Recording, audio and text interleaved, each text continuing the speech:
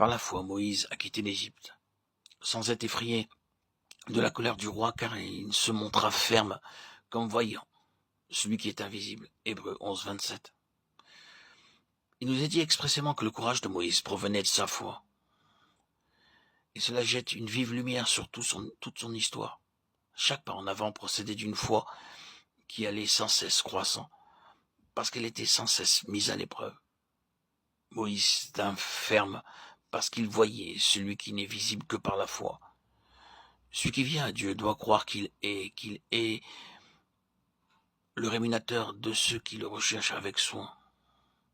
Moïse a cru par la foi, Moïse a quitté l'Égypte, bien assuré que Dieu prendrait soin de sa cause et serait le bouclier de son instrument. Par la foi, il eut la certitude que Dieu protégerait son peuple de la colère du roi et qu'il subviendrait à tous les besoins des milliers d'Israël, âmes faibles et indisciplinées.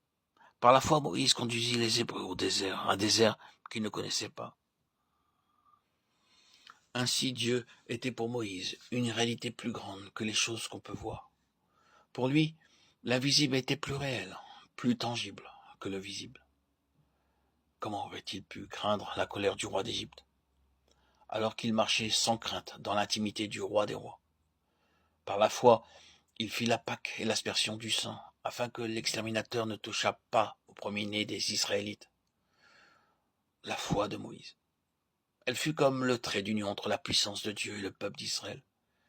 Dieu avait dit que si l'agneau était immolé et l'aspersion du sang faite sur la porte, l'exterminateur ne toucherait pas aux Israélites.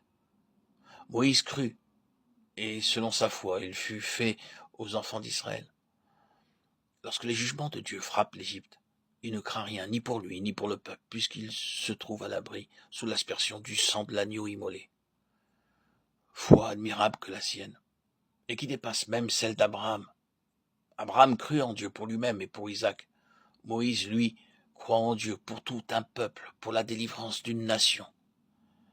Par la foi, ils traversèrent la mer Rouge comme un lieu sec. Ce que les Égyptiens, essayant de faire, ils furent engloutis. Hébreux 11, 29. Moïse entra sans crainte dans la mer Rouge puisqu'il obéissait à Dieu en le faisant. Il leva sa verge, étendit sa main sur la mer et la fendit. La foi que Dieu rendrait témoignage à son action pénétrait celle-ci, et par la foi cette action fut rendue parfaite, ou porta parfaitement son fruit. Effectivement, les eaux se séparèrent, Israël traversa le fleuve, malgré le danger immédiat qui provoqua la mort des Égyptiens.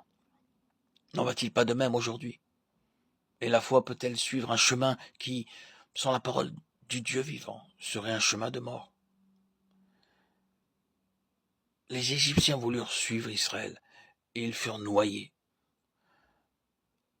La copie de la foi, une foi imaginaire, est une chose insuffisante à l'heure de l'épreuve. Que les enfants de Dieu prennent garde sur ce point, qu'ils n'essayent pas de suivre les pas d'autres chrétiens sans que Dieu ne leur ait commandé.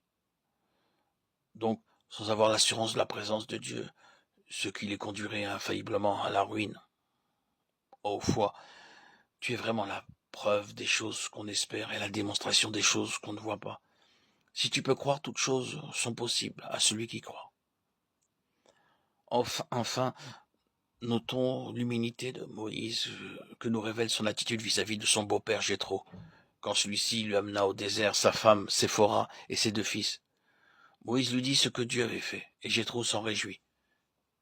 Mais voyant Moïse siéger du matin au soir pour arranger les différends qui surgissaient entre les individus et pour consulter Dieu en faveur du peuple, il suggéra l'établissement de chefs et ajouta « Si tu fais cela et que Dieu te le commande, tu pourras y suffire. » Exode 17, 23.